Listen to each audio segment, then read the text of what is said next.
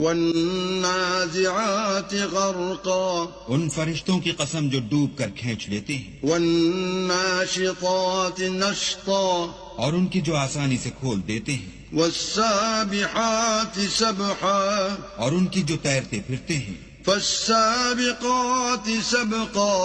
پھر لپک کر آگے بڑھتے ہیں، فالمدبرات امرا پھر دنیا کے کاموں کا انتظام کرتے ہیں، یوم ترجف الرادفا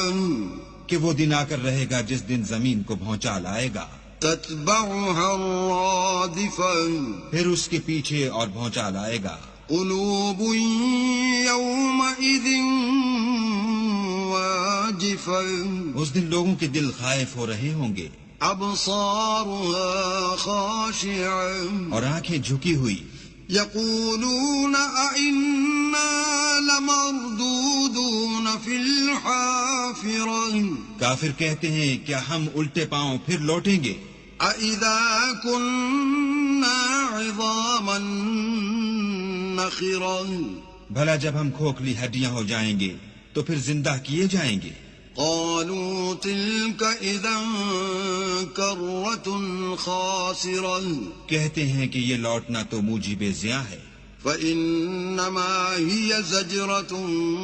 وَاحِدَةٌ وہ تو صرف ایک ڈانٹ ہوگی، فَإِذَا هُمْ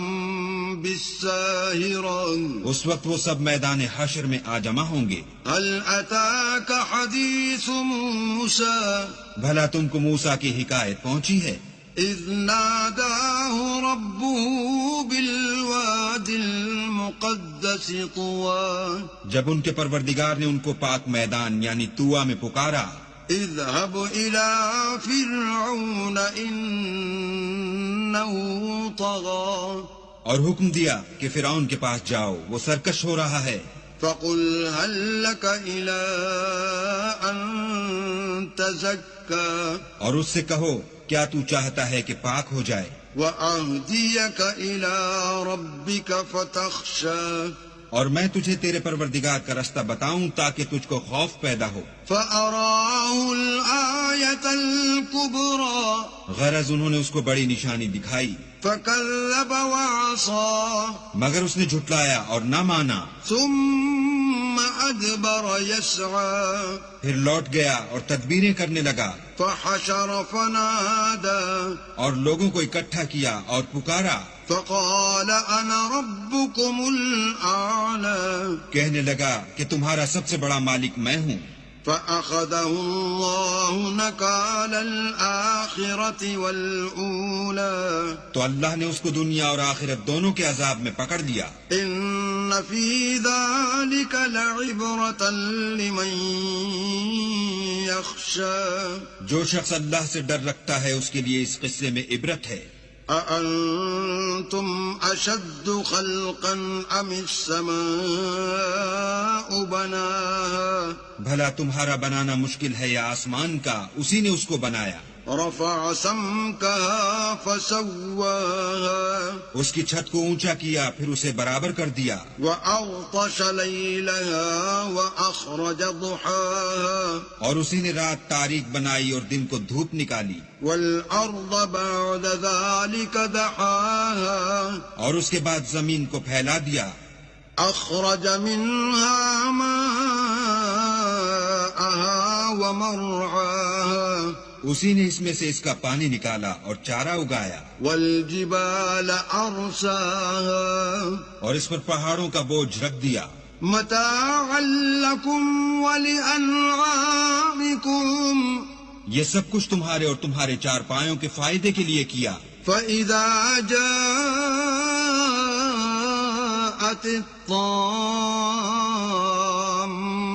الكبرى تو جب بڑی آفت آئے گی،